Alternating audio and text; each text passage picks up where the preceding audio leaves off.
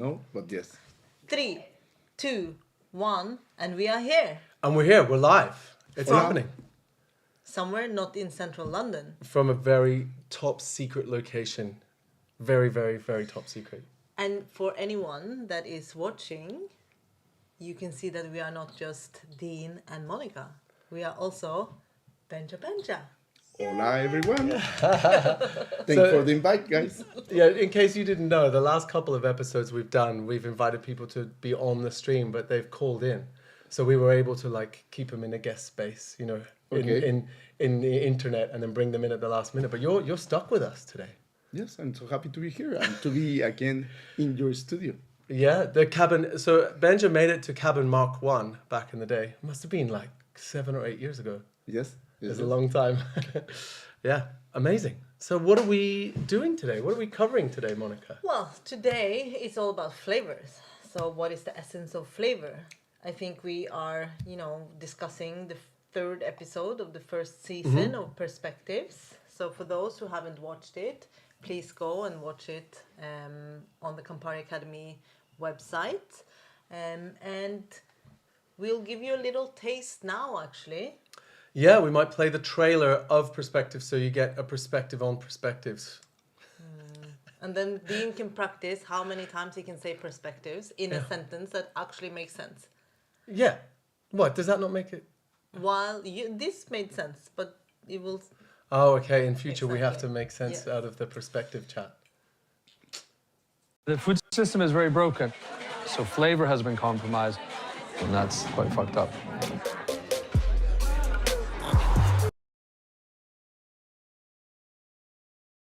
Hard work that the farmers have done and why the organically produced material could taste a lot better, and that's why there's an added cost in the cocktail. You need to know your produce, know the rules, and to break them after and not be all over the place.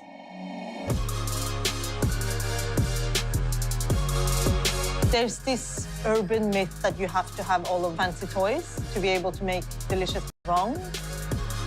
There's a big opportunity for us to be champions, leading from flavour, and that is how you drive change.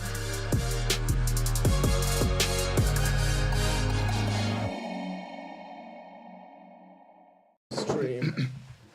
So, this is obviously only a few seconds of the whole episode, but the episode itself, it talks about anything from, supply chain, sourcing, how to source in a responsible way, but also how to source for flavor.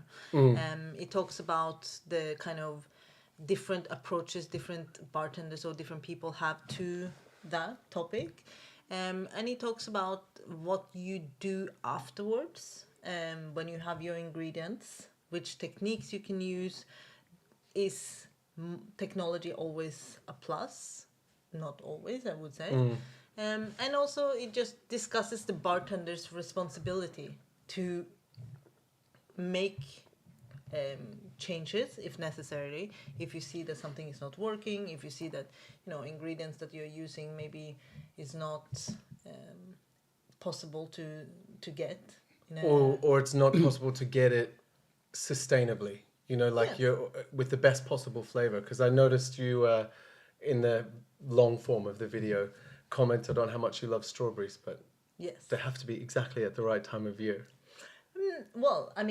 So obviously, I will make the example because yesterday I tasted the one of my favorite drinks in the world is one of Benja's drinks. No? Okay, It's the what is it? Margarita al pastor. Okay. I'll let you explain the drink actually. So when I came to London in 2009 to take the courses at Shakers Bar School, we need to do a twist in a classic. I was the only Mexican, so I decided to go with the margarita. That in Mexico, the Mexicans don't drink margaritas. Yeah. So I decided to go with that, and it was talking about the flavors. So I developed the inspiration came from the tacos that we have after party when we go out in Mexico City. Well, in Mexico, and it always is a must to have a taco al pastor when you visit Mexico to be a complete visit to Tacolandia, how I call it. So because we have different tacos for the morning, midday, lunch, Oh. afternoon, and at night, and after drinks. So, but always is constant the taco al pastor. So in that one, like the taco al pastor is the tortilla, the meat, like kind of shawarma, let's say, like it's coming, and then they put onion, coriander, pineapple, and salsa. So what I add to that drink is pineapple, serrano chile, coriander, and to be not so in the flavor of the coriander, I put basil and mint, so they Okay. can be little bit mild. You can the tone flavor. down the coriander's green kind of. Yes, and then when I was like working in progress to finish the drink, the guys who were teaching me, one was English and the other was from India. So the first one they tried, he was from England, and he said like, Benjan, you need to start again because you are super lost, like super lost. And then the guy from India was like, Benja, you almost have it. It's amazing. Like how come they play the flavors, no, the Yeah. flavors. And I understand like also about the like some people in Europe doesn't like the cilantro, Yeah. the coriander. So, but in like in Asia, I just been last year, and also the food in Asia they have always they incorporate cilantro, so they love it.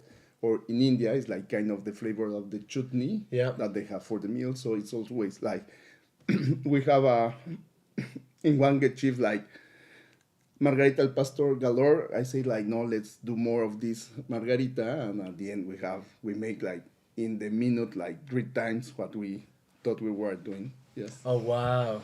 Yeah, I think you might have learned more about creating cocktails from those two judges having completely different perspectives than you could have from any other course, like the rest of the course, I guess.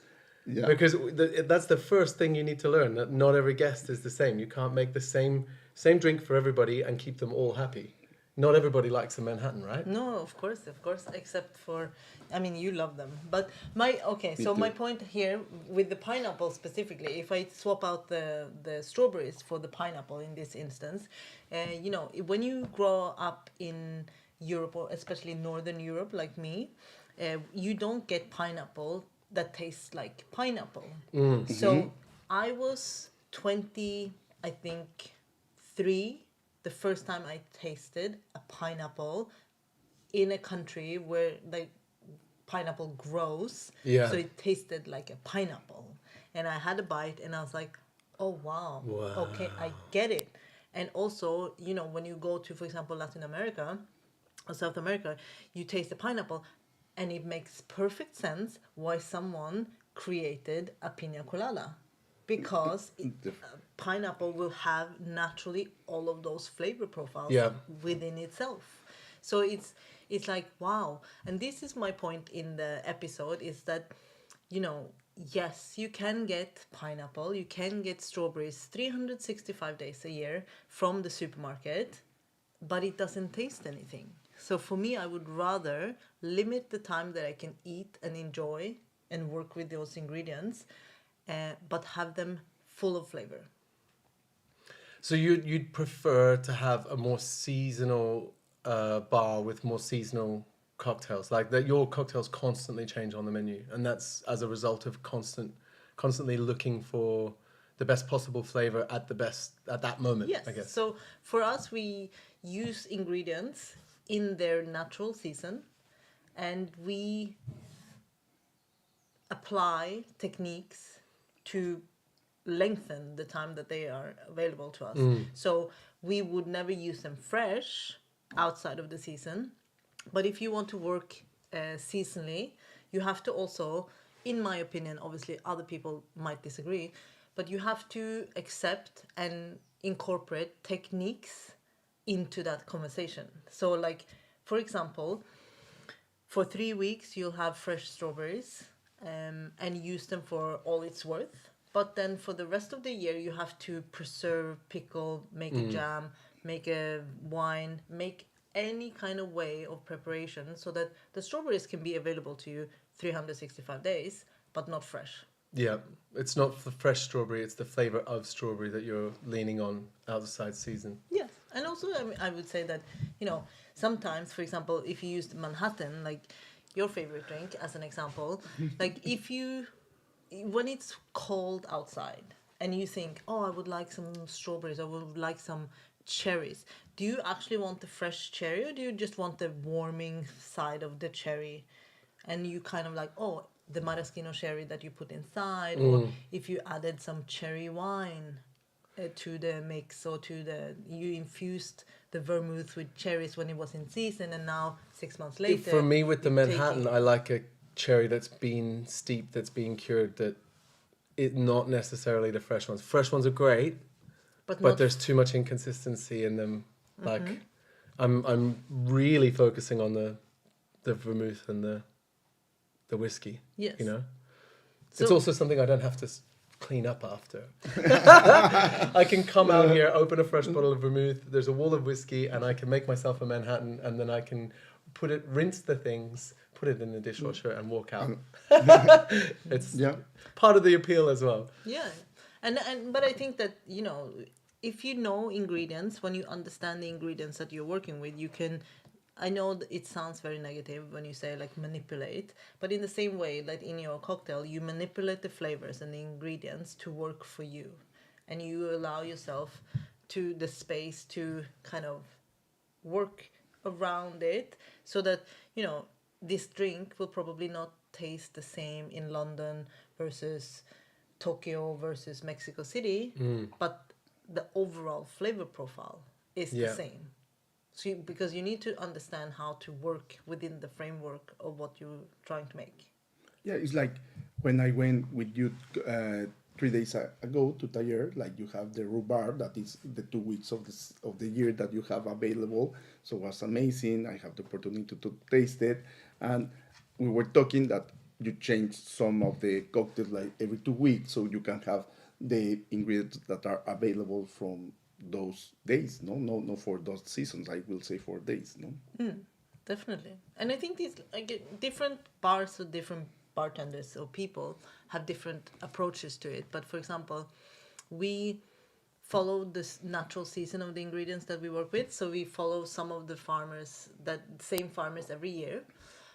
But we also work seasonally in a global perspective, because I think that there's a second discussion that needs to be had in terms of, what if you are somewhere that things don't grow? Is it better for the nature, for the world, for Mother Earth, or whatever you want to call it? Is it better to force something to grow where it's not supposed to grow, or is it better to find a supplier or a supply chain that can provide you with the ingredients that trades in a sustainable way?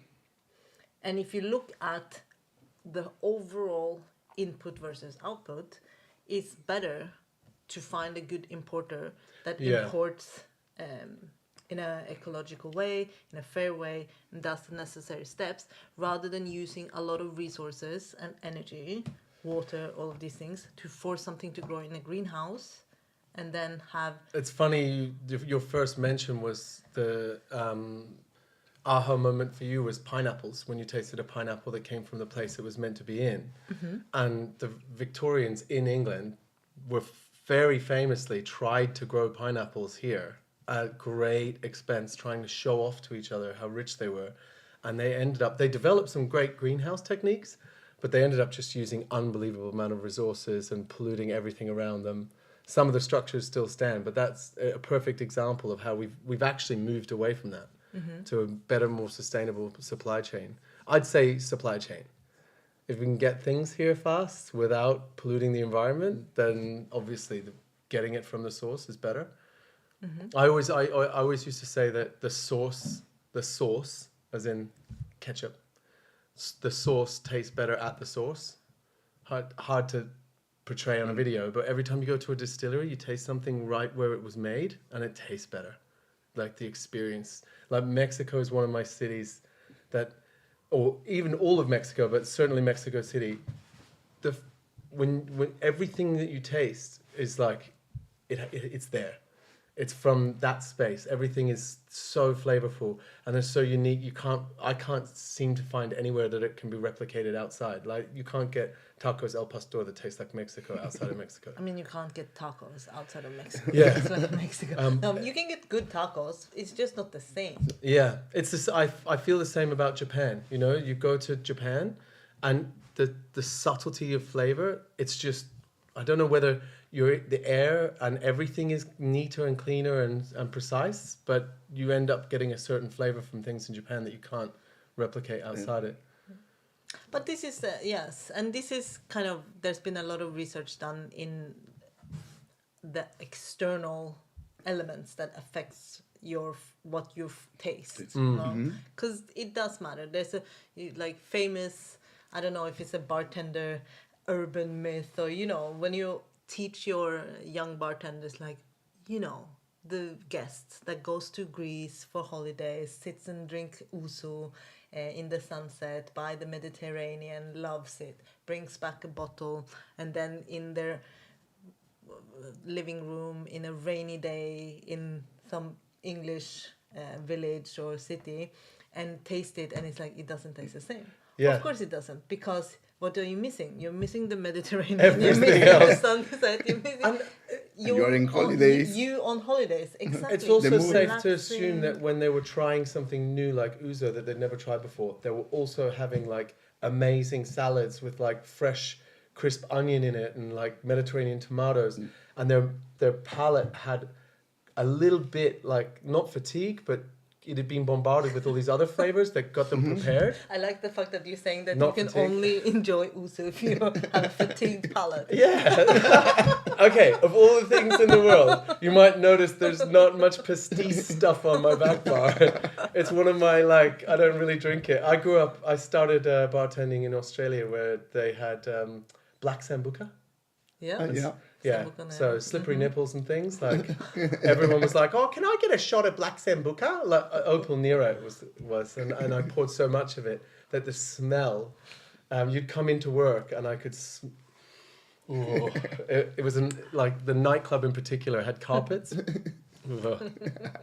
Yeah, it was brutal. Okay, so I don't think I've gotten negative here and bagged something, but I think it's about time to talk about techniques, is it not? Well, yes. Always time. We don't to talk have to. about We don't have to technique. move at any particular time. What's your favorite technique In bartending, in anything? my favorite. Well, if I was going to say there was a technique, it would be making café bruleaux. Do you know the café bruleau, the café diablo? But what? Cafe. So the technique all is of the techniques that you could have said. I am just curious why this one. Showmanship.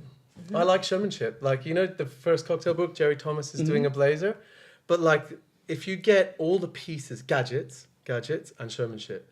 So you need the bowl, and the bowl has to be right, and it has to feel precious and nice. And then I peel the orange all the way around and stud it all the way back down with cloves and put it back onto the orange from which it came so perfectly that it just looks like a clove-studded orange. And when I unpeel it and I hold it up here, and then I light and I'm pouring the flame down, and you get the cloves. If you get it right, and the cloves all light up, and the oils come out, and then you pour the coffee over the top of it, and you drink it. That mouth-numbing sensation you got if you got the cloves just right, combined with the overproofy, high-octane aroma of booze, and then the after kick of coffee. If you get that right, that technique.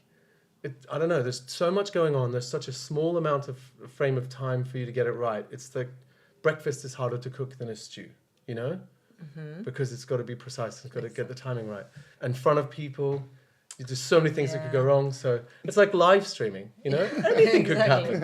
Exactly. So that's my favorite technique. And I used to travel around the world doing that in presentations and to a room of people that had never seen it before. How many times did you set fire to yourself? 0. Really?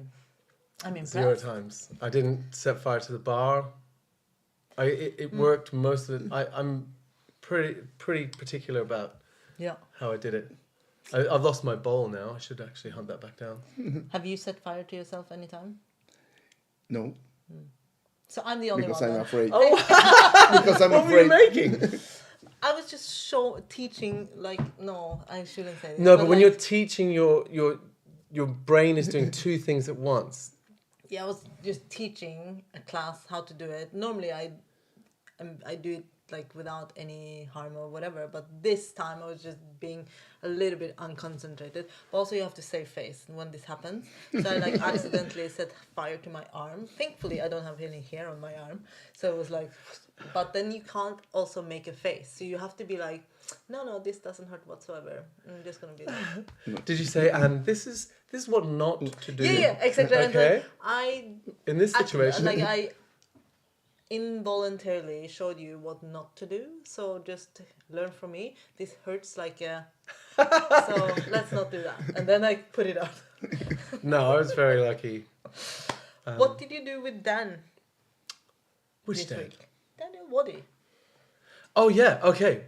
I was just losing my mind. So this week I went to see Dan, and we shot a couple of things still to come. But he was talking about the importance of tasting your drinks, and he was very concise in this one. Okay, It was let's really have a good. look. Let's have a look.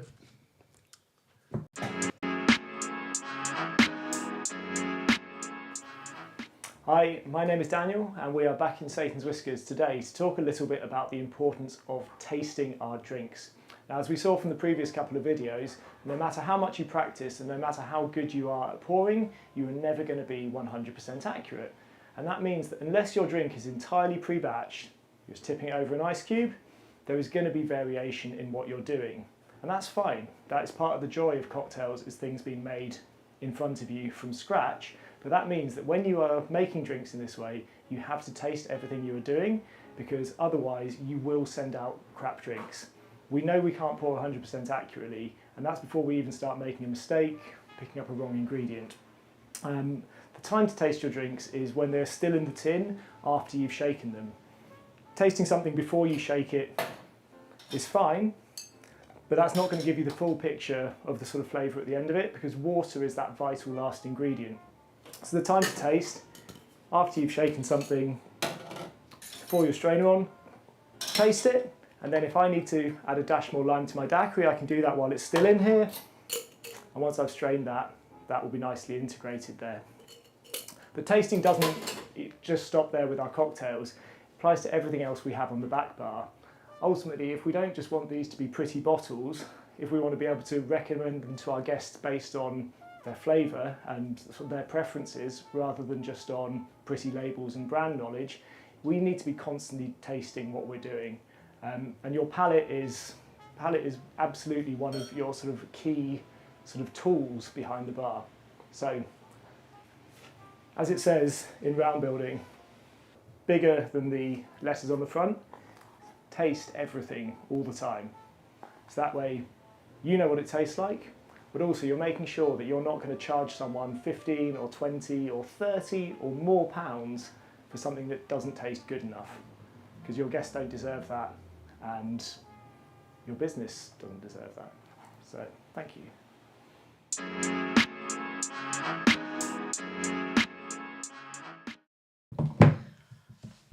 Okay, we're back, and we've got to be socially responsible. So we're only going to have a tiny little bit. We're going to have a little tiny taste of a smashable cocktail, and have a toast to having the three of us on this show. All right, Anya? Do you taste every drink that you make? I'd like to. I'm not going to lie. I taste them in a different way. I often taste them because I'm not making drinks on a regular basis.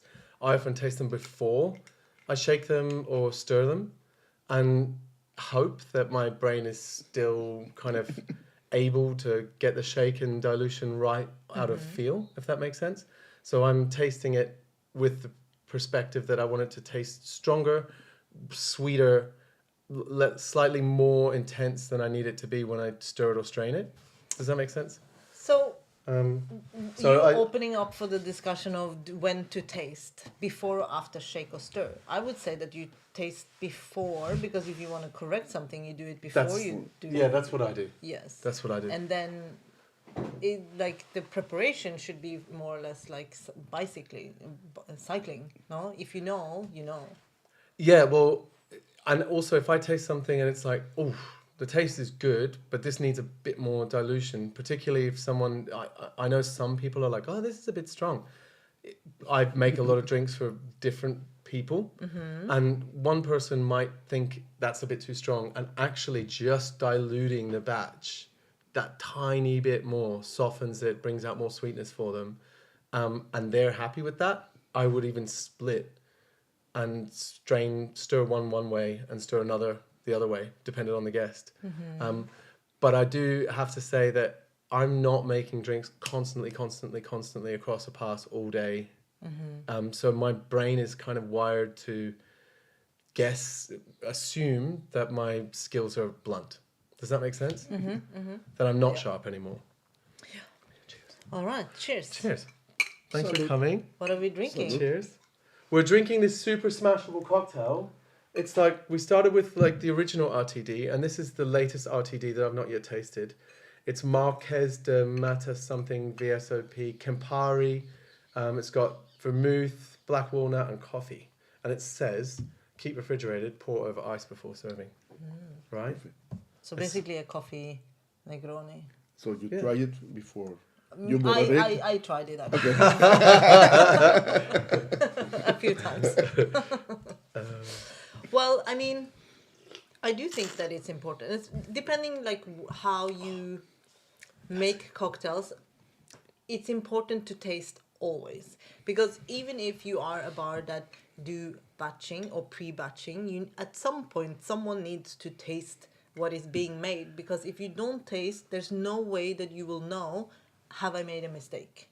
Yeah, and actually, even you pre-batch it, maybe the way you store it can be change the way the flavor, or maybe it's broke, no? Like, so Or you the need to tin.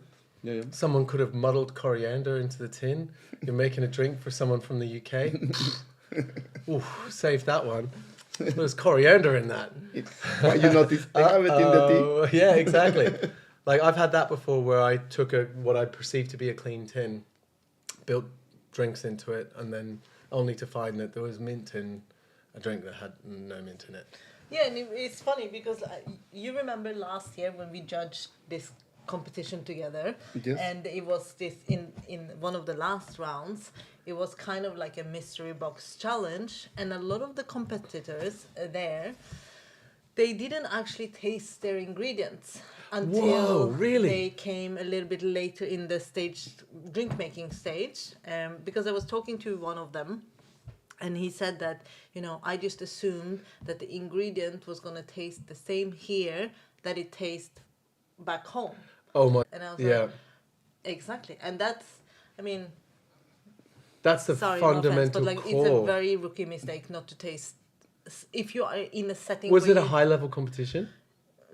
Yes, but if you go into a final? situation and you're working with ingredients that you're unfamiliar with, or even familiar, and not taste. Yes, because even like the simple syrup that they use, how it's made, like 1-to-1, 2-to-1, like, Yeah. like Everything's different. Exactly. Well, I did a competition once called Ready, Steady, Shake. Have you ever heard of the TV program Ready, Steady, Cook? Yes. Yeah, they open a box. It was that same mystery round type thing. You had a bunch of ingredients on the back bar, and then you had your mystery box, and you got points for the more of the mystery box that you used. But basically, I went around tasting absolutely everything I could taste. And I got in trouble because I was wasting time tasting everything. And they were like, hey, come on, we don't have all day. And I'm like, how are you going to? There's just like a thing of lime juice, and the lime juice was like so 4 days old that, my brain, when you're making something brand new, was straight away going to, sours and crusters and things that at the time I was making a lot of.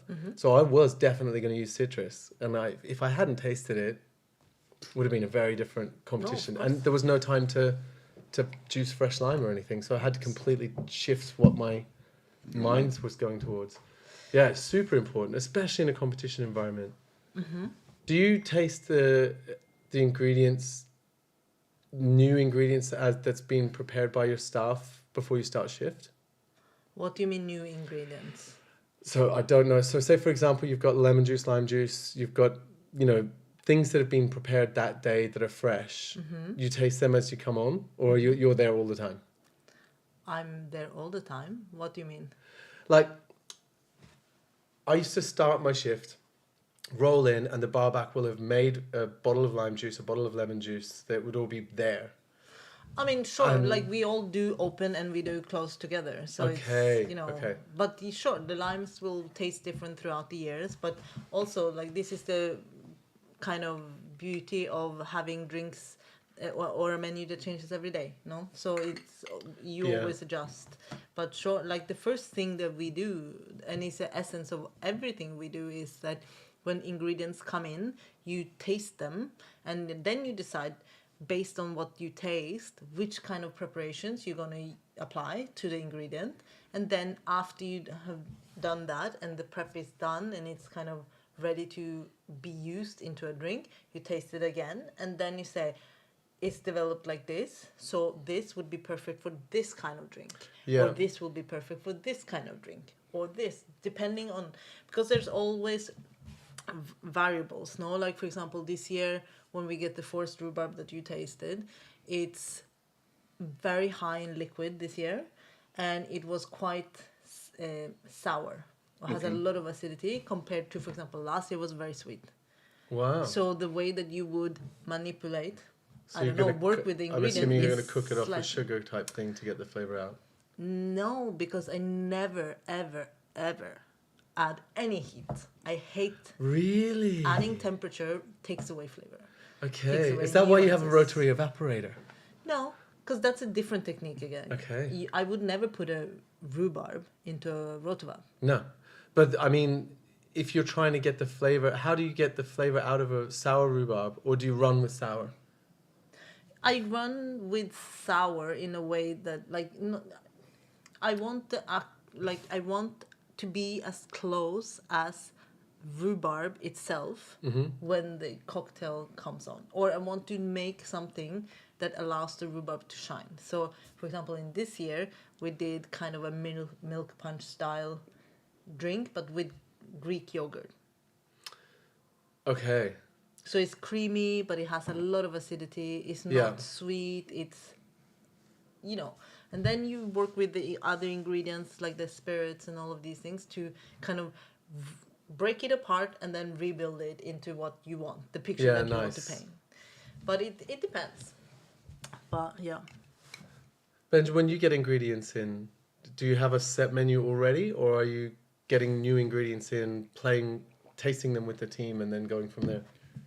So we have like an idea how to create the new season. Like in the last three menus, we have been working with someone from Oaxaca that they help us to source all the ingredients. So we do like 6-7 cocktails.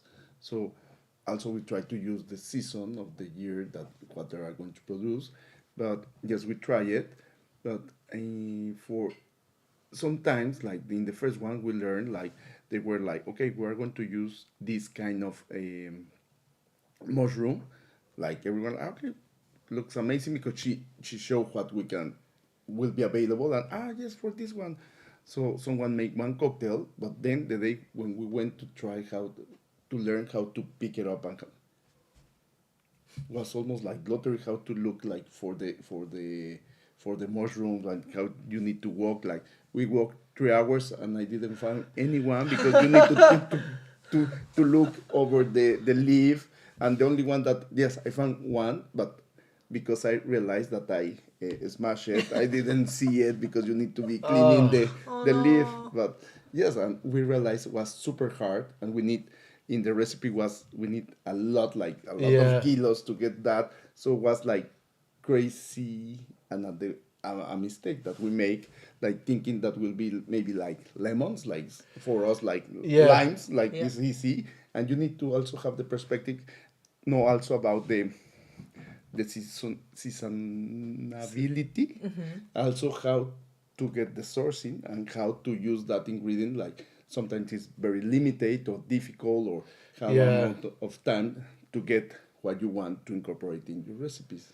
Yeah, nice. So if you can't source enough of it for you to use it as a bulk thing, then you start to think about how to use it in such a way that it complements a drink on a small, with a small amount. Okay. Scalability is always one of the hardest things, no? How can you scale something that is great as it on its own, as a in the singular thing, into something that can be replicated again and again and again Yeah. by multiple people or multiple days time, all of these things, you know? So this is always a big challenge. So it takes a lot of time to do these types of things. I got a question, right? Because it's been a while since I worked in a bar, run a bar. Me too. I've got my home bar here, which obviously runs on a completely different system to a real bar. Never makes any money. I haven't made a cent. But on mine, I've got a box, like a bucket of steel straws. So if I'm going to taste something, because you might have seen Daniel was tasting with a steel straw. If I'm going to taste all my drinks, I'm tasting using a pipette method and a steel straw, because that Ready Steady Shake comp, 2005, I was sticking plastic straws in, tasting something, throwing it in the bin. Taste another one, bin. You know, I was probably a lot of angry turtles out there in the world. How do you guys go about tasting your drinks? I use a spoon. Spoon? Yeah, me too. But I usually like when I work is for gate shift, so I try the pre-batches and I use the spoon. And like yesterday, like in the Donovan bar was like 5 margaritas al pastor, no Benja, 7, no 12, no 15, no 18. Okay, perfect. Imagine was like yeah. So you need to try. In my case, I tried the. You're trying it with a ladle. Wow. Okay. Spoons. What sort of spoon? Just a little teaspoon. No, just a tasting spoon. I mean, like just a normal spoon. The first spoon. Yeah, and just keep it in I mean, my station is slightly different than many other stations, but like I keep it in a triangle in water and then you clean it and then you go back. I might try out spoons, because in my head, I was like, the thing the world needs the most right now is a container that all my straws can go into standing upright, that goes in the dishwasher, that has mesh at the bottom, so I can put that in, wash them all, bring them out, and put them in a spot on my bar that, like, I know these are the clean ones, and then the dirty ones go in a bucket that falls into the next one, because you can't, cleaning them is a nightmare. Yeah, so like a spoon is very easy to clean, and you can just clean as you go. Okay. So, but on that note, yeah, we are running out of time, and this is actually my last episode. Yeah. So, hence the drink. But toast. from next week, we will have a surprise new co-host, which I'm very excited. Me too. About. It's going to be great. It's going to be amazing. We won't reveal the surprise just yet. Can we reveal it just on the show, so people are like, "What? I think perhaps How did they get George Clooney?" Yes, Joke, exactly. joke. How did we get Taylor Swift? No, I'm joking. I coming back. Exactly. No, so, but we will be back next Tuesday at 2:00. 2:00. With Same time. Same time, same place, almost the same people. Slightly different perspective. Yes. So see you then. Cheers. Thank you, Thanks, Benj. guys. Thank you. Bye.